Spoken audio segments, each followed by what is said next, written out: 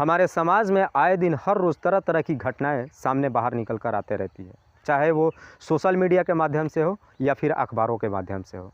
पर इन घटनाओं में सबसे ज़्यादा संख्या प्यार, मोहब्बत और इश्क को लेकर के ही होता है। कभी कभी तो कुछ ऐसी घटनाएं सामने निकल कर आती हैं जिन्हें देखने के बाद, जिनके बारे में सुनने के बाद इंसान को इंसानियत से ही भरोसा खत्म हो जाता है।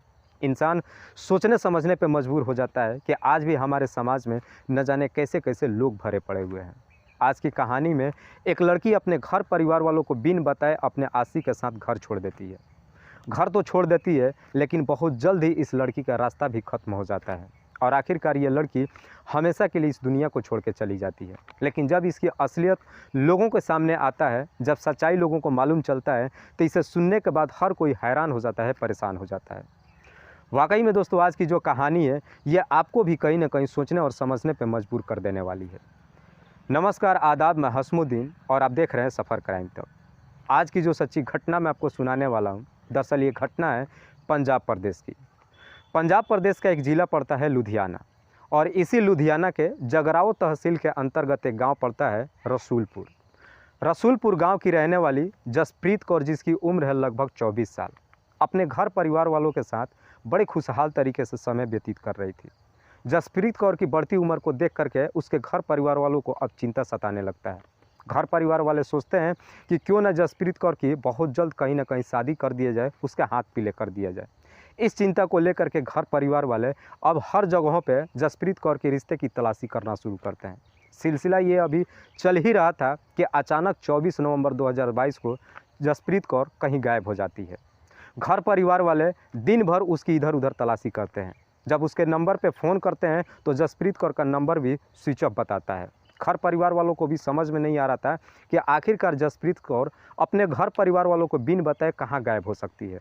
सुबह से जब शाम हो जाती है तब जा कर के जसप्रीत कौर के घर परिवार वाले थाने पहुँचते हैं और जसप्रीत कौर की गुमशुदगी का रिपोर्ट दर्ज कराते हैं। तो पुलिस भी जसप्रीत के घर परिवार वालों से पूछताछ करती है कि क्या तुम्हें किसी पर शक है कि तुम्हारी बेटी कहाँ जा सकती है, और फिर उसकी अगवा कोई कर सकता है, या तुम्हारे किसी के साथ में कोई दुश्मनी हो। इस बात पे जसप्रीत के घर परिवार वाले कहते हैं कि साहब, हमें किसी पे शक नहीं है और ना ही हमारी किसी के साथ कोई दुश्मनी है। पुलिस वाले जसप्रीत के घर परिवार वाले से ये भी पूछते हैं कि क्या तुम्हारी बच्ची का किसी के साथ में कोई लव अफेयर चल रहा है। तो उसके घर परिवार वाले कहते हैं कि साहब, हमारी लड़की बहुत सीधी सादी है, अगर ऐसी कोई बात होती तो वो हमें हमारे घर परिवार वालों को ज़रूर बताती, ऐसी कोई बात नहीं है। आखिरकार जसप्रीत के घर परिवार वालों के तहरीर पर पुलिस मुकदमा दर्ज करती है और जसप्रीत की तलाशी करना शुरू करती है। पूरी रात बीत जाती है, ना तो जसप्रीत कौर पुलिस वालों को मिलती है और ना ही जसप्रीत कौर अपने घर पहुंचती है।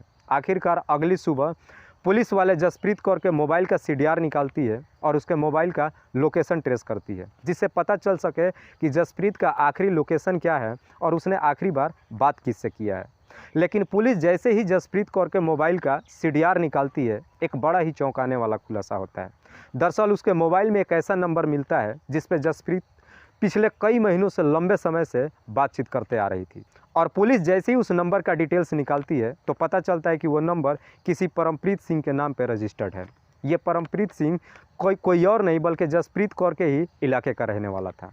पुलिस तुरंत ही परमप्रीत के घर पे जाती है और उसको अपने कस्टडी में लेकर के थाने पहुंच जाती है, और फिर जसप्रीत का CDR का सामने रख करके और परमप्रीत से पूछताछ करती है कि आखिरकार तुम्हारा जसप्रीत के साथ में रिश्ता क्या है, क्यों तुम इतने दिनों से उससे लगातार बातचीत कर रहे थे। जब सारी डिटेल सामने रख करके पुलिस परमप्रीत से पूछताछ करती है तो परमप्रीत के सामने भी अब कोई रास्ता नहीं बचता है और तुरंत ही अपनी सच्चाई कबूल कर लेता है। लेकिन जब इसकी पूरी कहानी बताता है तो इसे सुनने के बाद किसी को भी अपने कानों पर यकीन ही नहीं होता है। परमप्रीत बताता है कि मेरा और जसप्रीत का पिछले कई महीनों से लव अफेयर चल रहा था। परमप्रीत की उम्र अभी मात्र 21 साल है, जबकि जसप्रीत की उम्र लगभग 24 साल है। इसके बावजूद भी दोनों एक दूसरे से बेइंतहा मोहब्बत कर रहे थे। लेकिन इस बात की खबर ना तो परमप्रीत के घर परिवार वालों को मालूम था और ना ही जसप्रीत के घर परिवार वालों को मालूम था। लंबे समय से लव अफेयर चलने के कारण दोनों एक दूसरे से मुलाकात भी करते थे, लेकिन जब भी मुलाकात करते थे दोनों के साथ संबंध भी बनता था। लेकिन जसप्रीत की बढ़ती उम्र को देख करके उसके घर परिवार वालों को चिंता सताने लगता है और आखिरकार जसप्रीत के घर परिवार वाले एक लड़के की तलाशी करना शुरू करते हैं। जैसे ही जसप्रीत को मालूम चलता है कि मेरे घर परिवार वाले मेरे शादी के लिए किसी लड़के की तलाशी कर रहे हैं, जसप्रीत को डर सताने लगता है कि शायद आज नहीं तो कल किसी दूसरे लड़के से मेरे घर परिवार वाले शादी कर देंगे। लेकिन जसप्रीत परमप्रीत से शादी करने के लिए अपने घर परिवार वालों से भी नहीं बात करती है। उसे ये भी डर सता रहा था कि मैं चूँकि 24 साल की हूँ और परमप्रीत 21 साल का है, मेरे घर परिवार वाले परमप्रीत से कभी शादी करने ही नहीं देंगे। इसीलिए अब जसप्रीत परमप्रीत के ऊपर शादी का दबाव डालना शुरू कर देती है और कहती है कि तुम मुझे यहाँ से भगा करके ले करके शादी कर लो। लेकिन जैसे ही जसप्रीत शादी का प्रपोजल ले करके परमप्रीत के पास पहुँचती है, परमप्रीत को बड़ा अजीब सा लगता है। परमप्रीत चूँकि जसप्रीत से शादी करना ही नहीं चाहता है। उसका लंबे समय से लव अफेयर चलने के कारण, दोनों एक दूसरे का बार बार मुलाकात करने के कारण परमप्रीत का जसप्रीत से लगभग मन भर चुका था। लेकिन परमप्रीत जसप्रीत को मना भी नहीं करता है। परमप्रीत को लगता है कि अगर मैं जसप्रीत को मना कर दूंगा तो शायद जसप्रीत उसे छोड़ करके चली जाएगी। इसीलिए जब तक समय चल रहा है, हम दोनों का समय बेहतर कट रहा है, परमप्रीत सिर्फ जसप्रीत को यूज कर रहा था। लेकिन जैसे ही जसप्रीत परमप्रीत के ऊपर शादी का दबाव डालना शुरू कर देती है, परमप्रीत को भी अब लगता है कि जसप्रीत मानने वाली नहीं है। इसीलिए जसप्रीत की बात मान लेता है और शादी के लिए हाँ कर देता है। शादी के लिए तो हाँ कर देता है, लेकिन शादी करने के बजाय परमप्रीत एक षड्यंत्र बना लेता है और इसी षड्यंत्र के तहत 24 नवंबर को जसप्रीत को कहता है कि तुम अपना घर छोड़ करके मेरे पास बताए हुए जगह पर आ जाओ। जसप्रीत भी बिल्कुल वही करती है। घर छोड़ने से पहले अपने घर से 12 तोला सोना और 20,000 रुपये कैश लेकर के अपने घर परिवार वालों को बिन बताए परमप्रीत के बताए हुए जगह पे पहुंचती है। तो वहाँ पे पहले से ही परमप्रीत अपने एक दोस्त के साथ कार में बैठा हुआ था। जैसे ही जसप्रीत वहाँ पहुँचती है, पर जसप्रीत को भी अपने कार में बिठा लेता है और फिर वहाँ से लेकर के रवाना हो जाता है। लेकिन जैसे ही इलाके से बाहर निकलता है, एक सुनसान जगह पे पहुँचता है, बिल्कुल अपने षड्यंत्र के तहत ही परमप्रीत और अब उसका दोस्त दोनों मिल करके जसप्रीत के गले में उसका जो दुपट्टा होता है उसको लपेट करके तब तक खींच के रखते हैं जब तक जसप्रीत की सांसें नहीं रुक जाती है। और फिर उसके डेड बॉडी को ले जा करके एक सुनसान नहर में फेंक देते हैं, जिस नहर में कुछ ज़्यादा पानी तो नहीं होता है। लेकिन उसके डेड बॉडी को नहर में फेंक करके परमप्रीत और उसका दोस्त बड़े तसल्ली से अपने घर पहुंच जाते हैं। लेकिन जब घर पहुंचते हैं तब परमप्रीत को फिर डर सताने लगता है कि शायद कहीं ना कहीं जसप्रीत का बॉडी दिख जाएगा और हम पकड़े जाएंगे। इसीलिए रात के वक्त फिर से परमप्रीत अपने दोस्त को लेकर के नहर के पास जाता है और जसप्रीत की डेड बॉडी को लेकर के अपने फार्म हाउस पे पहुंच जाता है। लेकिन जैसे ही डेड बॉडी लेकर के अपने फार्म हाउस पे पहुंचता है, इस बात की खबर परमप्रीत अपने सगे भाई को भी देता है और इस षड्यंत्र में एक और अपने दोस्त को शामिल कर लेता है। और फार्म हाउस पे जसप्रीत की डेड बॉडी को ले जा करके अपने ही फार्म हाउस पे एक गड्ढा खोदता है। जसप्रीत की डेड बॉडी को उसमें डाल करके ऊपर से नमक छिड़क करके और मट्टी कवर कर देता है। और उसके बाद ये चारों वहाँ बैठ करके बड़ी तसल्ली से शराब पीते हैं और उसके बाद अपने अपने घर चले जाते हैं।